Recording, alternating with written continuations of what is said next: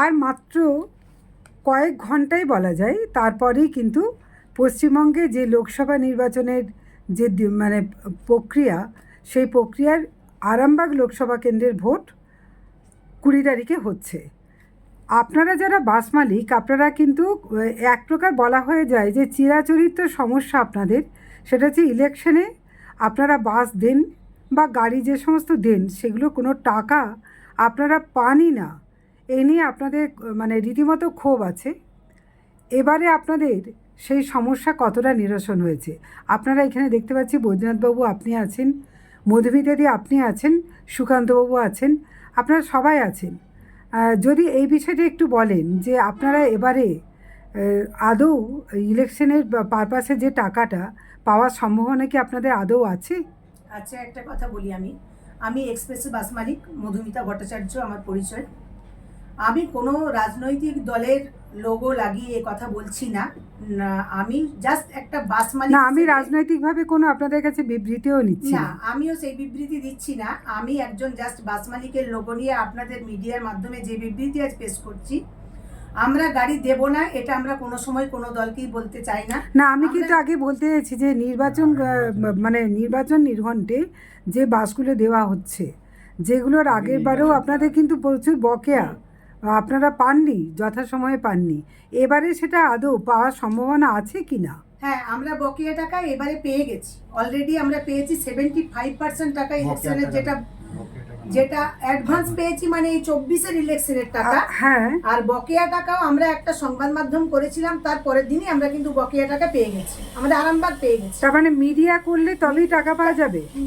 মানে বাস্তবিক দেখতে গেলে আমরা সেটাই, আমাদের কাছে হয়তো এটাই হয়েছে, সেদিন আমরা তার পরের দিনই পেয়েছি টাকা। আর এবারের ইলেকশনের টাকাটা আমরা পেয়ে গেছি 75% টাকা, আর 25% টাকা ইলেকশনের পরে আমাদের অ্যাকাউন্টে দেওয়া হবে, এরকমই একটা নিশ্চয়তা দিয়েছেন। তার মানে এই প্রথম বলা যায় যে আপনারা প্রথমবার আমরা ইলেকশনের আগে অন্তত 75% কম কথা নয়, এটা আপনারা পেয়েছেন।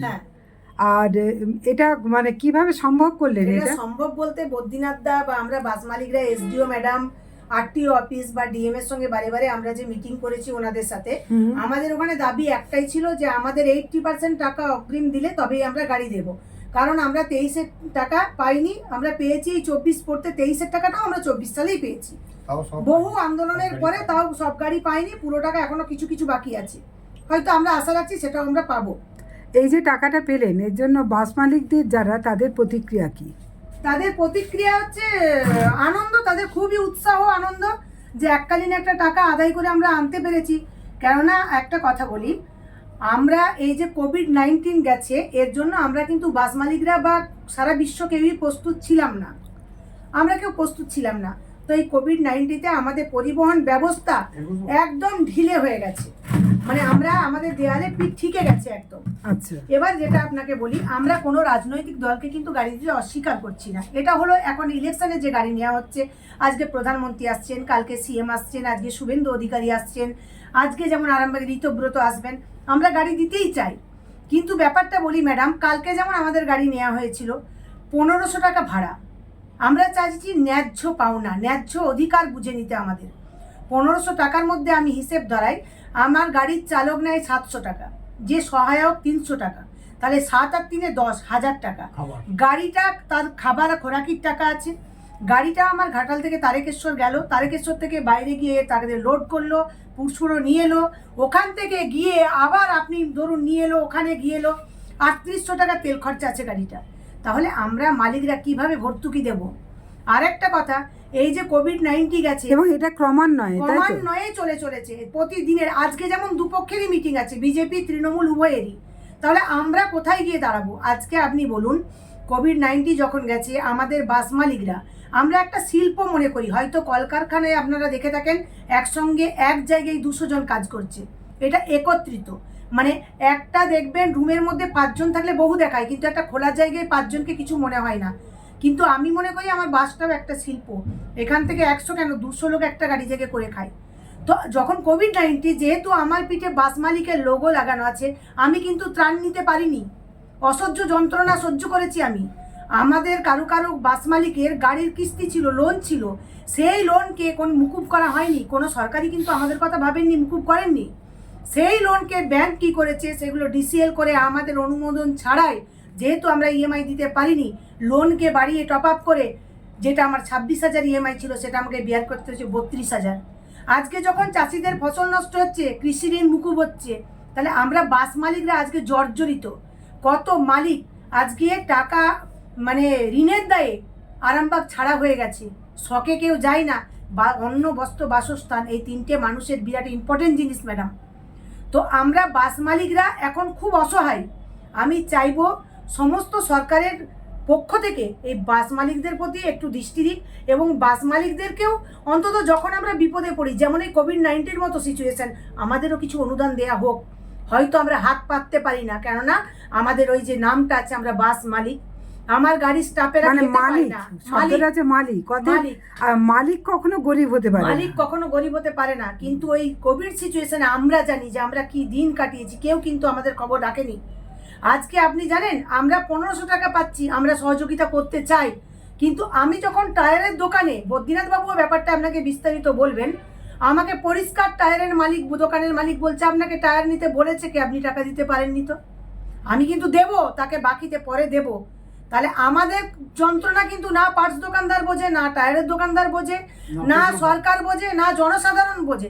তবে বললে ভুল বলা হবে, আমি যেহেতু ডেলি প্যাসেঞ্জার, আমি যে একটা জিনিস দেখেছি ম্যাডাম, জনসাধারণ কিন্তু এই কথা বলছে যে বাসগুলো আর চলবে না, এরকম করে দুটো করে প্যাসেঞ্জার নিয়ে গাড়িগুলো খালি যাচ্ছে আসছে, এক তো প্যাসেঞ্জার নেই, টোটো অটোই চতুর্দিকে ভরে গেছে, আপনি দেখছেন নিশ্চয়ই, টেকার টোটো অটো প্রত্যেকটা বাসের আগে আগে। তেলের দাম যেমন বাড়ছে, সরকারের কাছে আমার অনুরোধ, পাবলিক কিন্তু যথেষ্ট সচেতন, ওনারা বাস মালিকদের যন্ত্রণা অনুভব করেছেন।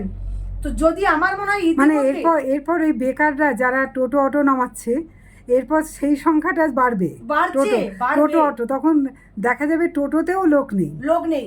এবার আমি যেটা বলবো সরকারের কাছে, আমার যেটা মানে করজোড়ে মিনতি, যে বাস মালিকদের প্রতি একটু দৃষ্টি আকর্ষণ করুন। যদি বাস ভাড়া, তেলের দাম না বাড়িয়ে বাস ভাড়া অবিলম্বে 1-2 টাকাও বাড়ানো হয়, আমার মনে হয় পরিবহন ব্যবস্থা অনেকটা চাঙ্গা হতে না, পারে। সেটা তো পরের কথা। আপাতত রাজনৈতিক দল, তারা যারা, সে শাসক দলই হোক, শাসক দলের দায়িত্বটা আরও অনেক বেশি, কারণ তারা সরকারে আছে। তা সরকারে থেকে তারা যদি আপনাদের বিষয়টা বুঝতে না পারেন বা আপনাদের পাশে যদি না দাঁড়ান, তাহলে আপনারা তো শাসক দল, তারাও যদি আপনাদের এই মিটিং মিছিলে বাস নিয়ে যদি যথোপযুক্ত টাকা না দেয়, তাহলে বিরোধী দলের কাছ থেকেও আপনারা অতটা প্রত্যাশা করতে পারবেন না। কারণ বিরোধী দল নিজেদেরকে গরিব বলবে, শাসক দল দেবে না। তাহলে এই দুয়ে মিলে তো আপনাদের জাঁতাকলের মতো অবস্থা। আমরা তো এখন জাঁতাকলে বিস্তারিত বদ্রীনাথ দা বলছেন আপনাকে, আপনি শুনুন, উনি আমার চাইতে অনেক বেশি অভিজ্ঞ, অনেক দিন এই লাইনে আছেন।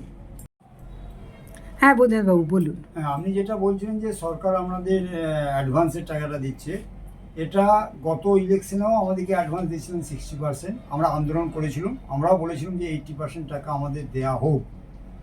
তারপরেতে যা 60% দিয়েছিলেন, 60% বা 40% যেটা বাকি ছিল, সেটা আমরা তাগাদা করে করে সরকারের ঘরে যেয়ে মানে ব্যতিব্যস্ত হয়ে গেছি। শেষকালে যখন এই সামনে ইলেকশনে, 24 ইলেকশনের জন্য যখন আমাদের ডিএম অফিসে মিটিং ডেকেছিলেন, আমি ডিএম ম্যাডামকে বলেছিলাম, ম্যাডাম আপনার এজেন্ডার বাইরে প্রথম আমরা কটা কথা বলবো। প্রথম কথা হচ্ছে, আপনি গাড়ি ভোটের জন্য রিকুইজিশন করতেই পারেন, কিন্তু রিকুইজিশন করলেও আমাদের গাড়ি যেতে পারবে না। তার কারণ হচ্ছে স্টাফেরা আগের বেতন দিতে পারেনি, স্টাফেরা আমাদেরকে বললে যে আমরা ভোটে গাড়ি যাব না।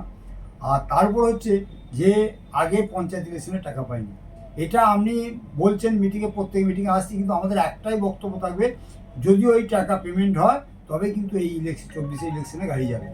যাক, সেটা বারবার করে এসডিও টেবিলে মিটিংয়ে বলেছি, যতবার মিটিং হয়েছে ডিএম অফিসে, আরটি অফিসে, আমরা একই কথা বলেছি। বলে না, আপনাদের টাকা দিয়ে দেওয়া হবে।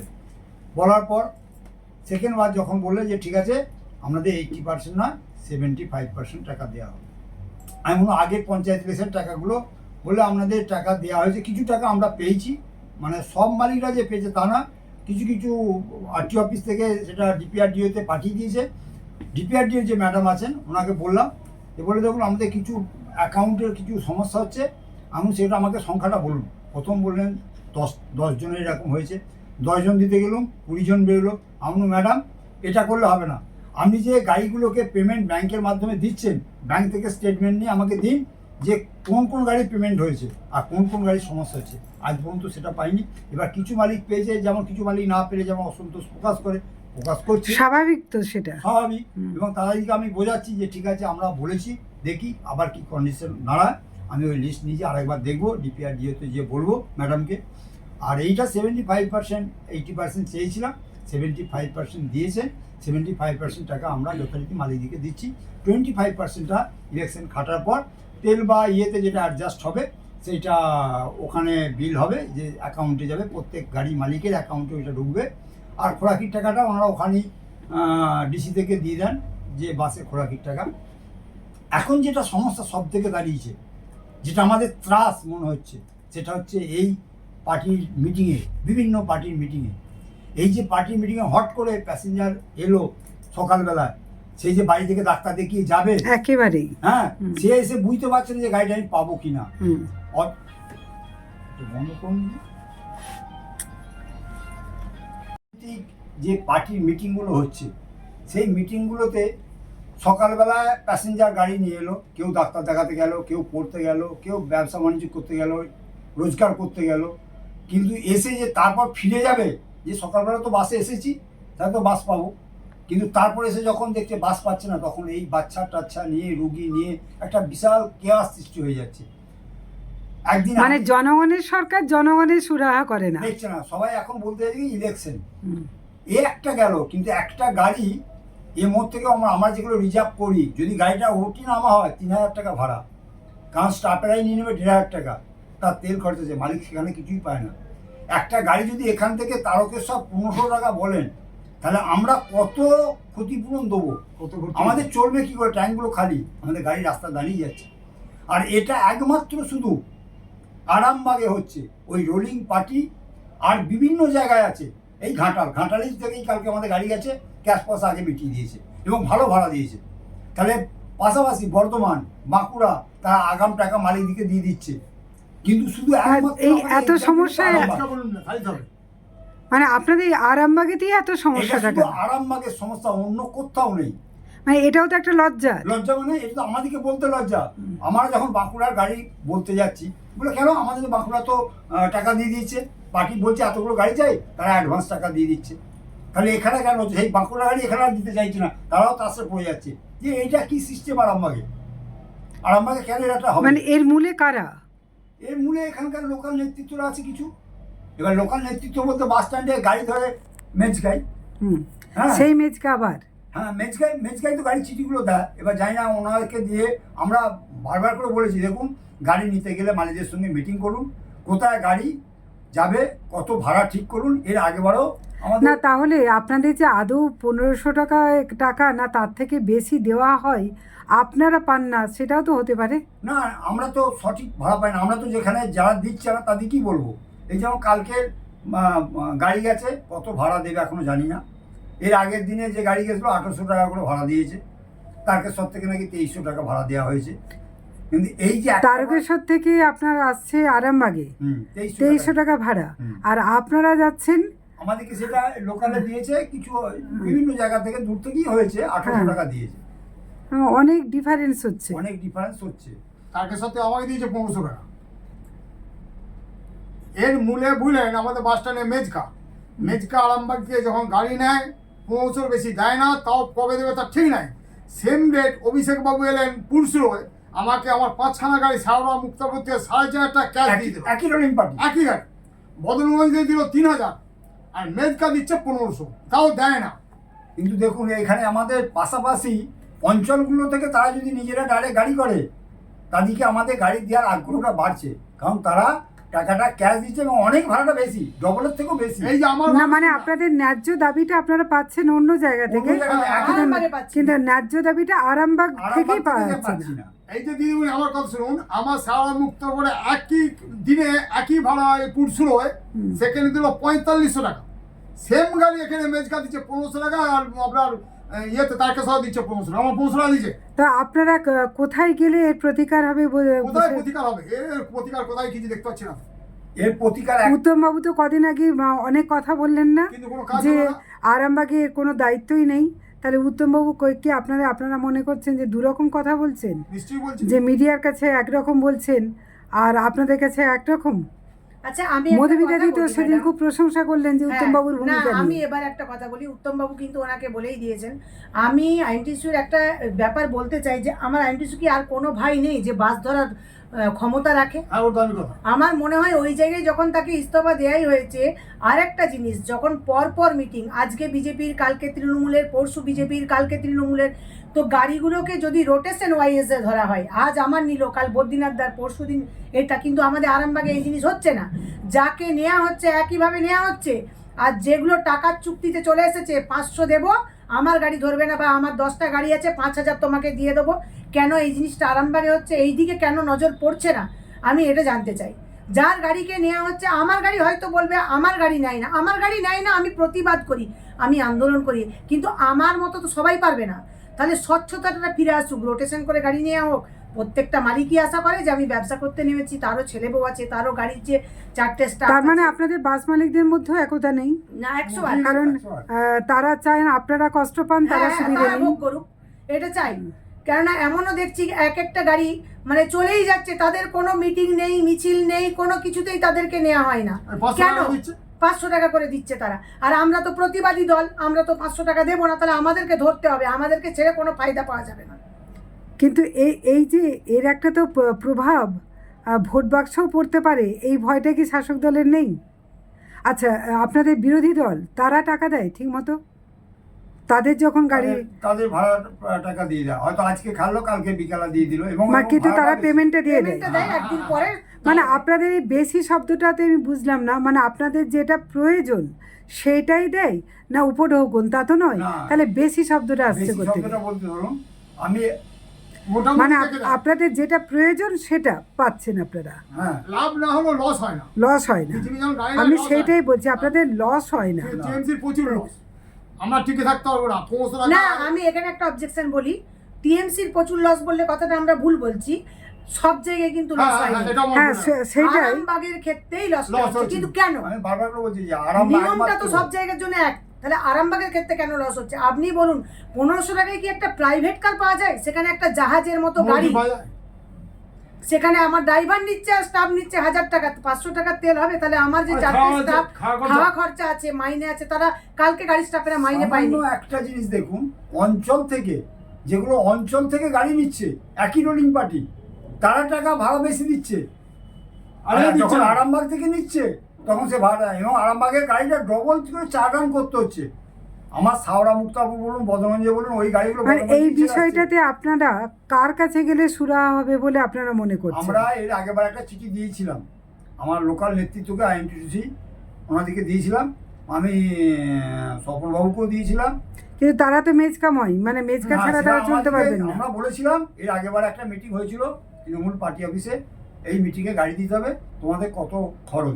আপনারা তাহলে শেষ পর্যন্ত কি করবেন? সামনে 20 তারিখে নির্বাচন, গাড়ি আপনাদের নিচ্ছেই, এবার আপনারা পরবর্তী ক্ষেত্রে, কারণ নির্বাচন তো আর বন্ধ থাকছে না, এই প্রক্রিয়া চলবে, আপনাদের মানে প্রতিকারের রাস্তাটা কি?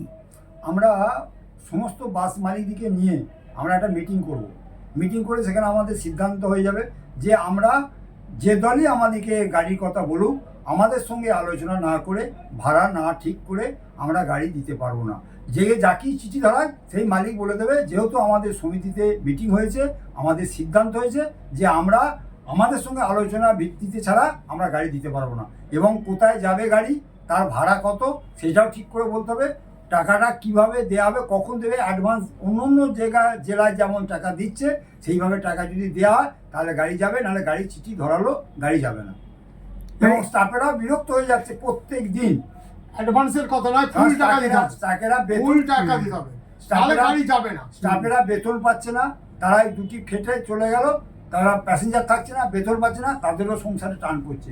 এটা একদিন হয়, যদি রেগুলার হয় তারাও সংসার চালাবে কি করে? 93 টাকা লিটার ডিজেল, স্টাফেদের বেতন মিনিমাম, দিদিমণি বলছে এক্সপ্রেসের বেতন 1500, মিনিমাম খোরাকি লাগে 300-400, ওরা দিচ্ছে 1500, তাও দেয় না, অর্ধেক দিন দেয় না। আমাদের গাড়িতে প্রচুর লস হয়, ওদের সেবা করতে যে আমরা শেষ হয়ে যাচ্ছি। Really? আশা করি আমাদের বাস থেকে যে টাকা মানে যদি অরিজিনাল ভাড়া ধরি সেই টাকাটা ধরলে আমাদের বাস মালিকের মতো এই পার্টিকে এত টাকা কেউ দেয় কেউ না। দেয় না, এত কেউ দেয় না। সহযোগিতা কেউ করে না। রেগুলার হচ্ছে। সহযোগিতা করতে করতে এখন আমাদেরই দেয়ালে পিঠ ঠিকে গেছে। আমরা শেষ হয়েছে আমাদের কিন্তু আমরা এটা- প্রতিনিয়ত পার্টসের দোকান বলুন, টায়ারের দোকান বলুন, সব আমরা ধার। যদি সেসব রেকর্ডিং এমনিতেই তো আমরা বাসের প্রচুর অপমানিত হই, আরামবাগ বাস স্ট্যান্ডে বাসের সংখ্যাও খুব কমে গেছে। অনেক কমে গেছে। আগে জায়গা আরো ধরাটা গেড়ে উঠে যাবে। যেত না। খারাপ হ্যাঁ। কথা বলছি, গেড়ে উঠে যাবে বাসে। টোটো, অটো আর এখন প্রাইভেট কার বেড়ে গেছে, মানুষের সুখচান্দ বেড়ে গেছে। এই বাসে- টোটো নিয়ে যতবার এসডি অফিসে বলুন ডিএম অফিসে বলুন কতবার মিটিং হয়েছে কোনো কাজ যে হয়নি। পারমিট ছাড়া টোটো চলবে না, পঞ্চায়েতে টোটো শহরে তার মানে ঢুকবে না। কোনো দিক থেকেই আপনারা আরামবাগের যারা বাসের সঙ্গে যুক্ত, বাস পরিষেবার সঙ্গে যুক্ত বাস মালিক, একমাত্র আরামবাগেই আপনারা কোনো মানে আপনাদের ন্যায্য পাওনা পাচ্ছেন না, এবং প্রতিকার চেয়ে আবেদন করেও আপনারা কোনো সুরাহা পাচ্ছেন না। মানে এবার আপনারা কঠোর হবেন বলেই আমরা বলছেন। সেটা আমরা নিজেরা মালিকরাই সিদ্ধান্ত নিয়েছি, বা আমরা ইলেকশন মানে হয়ে গেলে ইলেকশন হয়ে যাওয়ার পর আমরা একটা মিটিং করে সিদ্ধান্ত নেবো এইভাবে চলতে পারে না, নাহলে আমাদের গাড়ি টোটালি বন্ধ করে দিতে হবে, আমার চালাতে মনে হয় পারবো না। আমরা মালিকরা অনেকটাই মানবিক। কারণ বলি, কালকে আমাদের মালিকরা, বদ্রীনাথ দাও জানেন ব্যাপারটা, সবাই ঠিক করে ফেলেছিলেন যে আমরা গাড়িগুলো ইলেকশন অবধি আমরা দাঁড় করিয়ে রাখবো, এমনিতেই তো আমরা পয়সা পাচ্ছি না, তাহলে লস করে লাভ নেই। কিন্তু আমি, বদ্রীনাথ দা বা আমরা সবাই মিলে বললাম না, এটা আমরা করব না, আমরা সরকারকে সহযোগিতা করে যাব, দেখি উনি কতদিন না বাস মালিকদের প্রতি মানবিক হন। এখন এটা দেখতে গিয়ে, কত দিনটা দেখতে গিয়ে আপনাদের যদি বাস ব্যবসাটাই বন্ধ হয়ে যায়, ব্যবসা তো বন্ধ আর হয়ে ব্যবসা যাবে। তো আমাদের বন্ধ হয়েই গেছে, আস্তে আস্তে উঠে যাবে। এত গাড়িগুলো গাড়ি চলছে ঠিকই। কমে গেল কেন? কমে গেল। এত স্টাফ কেন মাছ ব্যবসা করছে, সবজি ব্যবসা করছে, হ্যাঁ কেন এইসব করছে? তারা বাস কমে গেছে, ডিউটি পায় না, কিছু একটা করে খেতে হবে। লটারি ব্যবসা। অনেক ধন্যবাদ।